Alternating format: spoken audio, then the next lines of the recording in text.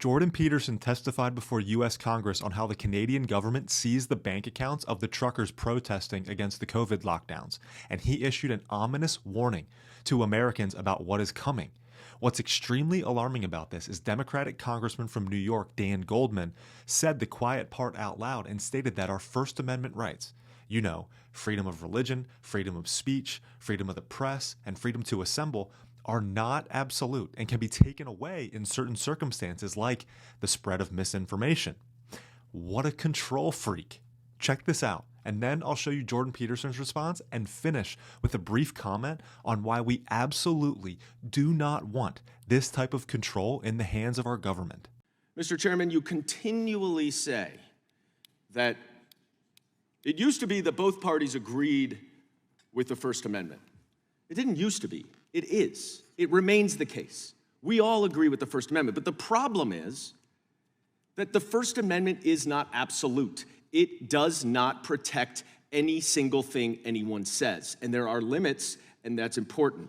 And what this committee has been trying to do for the last year and a half is to chill the federal government from monitoring what is going on social media and otherwise out there, so that misinformation and disinformation can run rampant in on Elon Musk's social platform and every other social platform, so that the Republicans, can benefit from it in November's election. That is why this committee exists. The time of the gentleman. And we have gotten no evidence to support any of these allegations. So you see, the left in America and across the world, for that matter, desire a world where they can determine what is misinformation, which is what?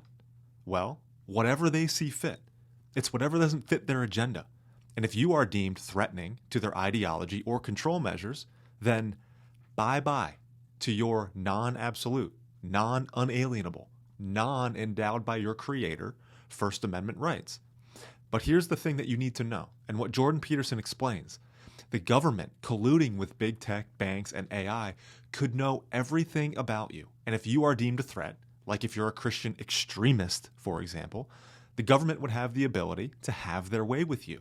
Here's Peterson. I don't think people understand the degree to which they are profiled online and to which their virtual representation is now an iconic representation of them, nor do they understand that they have no rights whatsoever to that representation. So, for example, let's say we turn our information about our purchasing habits over to the bank when we open a bank account. 30 years ago, that wasn't such a big problem. With AI systems, it's a problem that's so big you can't imagine it. I mean, I'm certain that my staff could find the data online to absolutely predict your voting patterns with 95% accuracy. You have no idea what sort of digital footprint that you're leaving behind you, and there are almost no protections for that. And so now, and you also asked about the First Amendment. Yes. Well, we have very weak free speech protections in Canada, and I can tell you that is not going well. And so the combination in my country, the combination of that and the invasive technology that we're producing at a rate that beggars the imagination, produces a threat to the integrity of sovereign citizenship, the likes of which has not yet been experienced. Right? And that's what this committee should be concentrating on. Like, it's very interesting to watch it because it devolves continually into discussion of a particular event, serious though that event was. It's like, no matter how serious that event was, it pales in comparison to the potential severity of the issue that we're attempting to point to with regards to our testimony. These artificially intelligent systems can do things you can't imagine. And not only can they are and they will.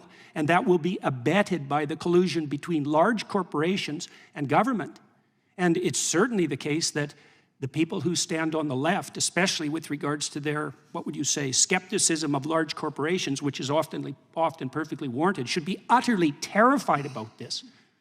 Liberal used to mean that you were against big tech, big pharma, big corporations, but now they're cuddled up in bed with them against the people. It is so obvious right now that conservatives are far more the party of the people and individual rights. No reasonable American, or any person for that matter, would want the government to have this type of determining and executory control over individuals' lives. And before you think, oh, it'll be fine, it's the other party, I'm fine, I'm good, the other party will get power eventually and then yield that same power against you. This is how it works. The government and political class are not the arbiter of truth in this world.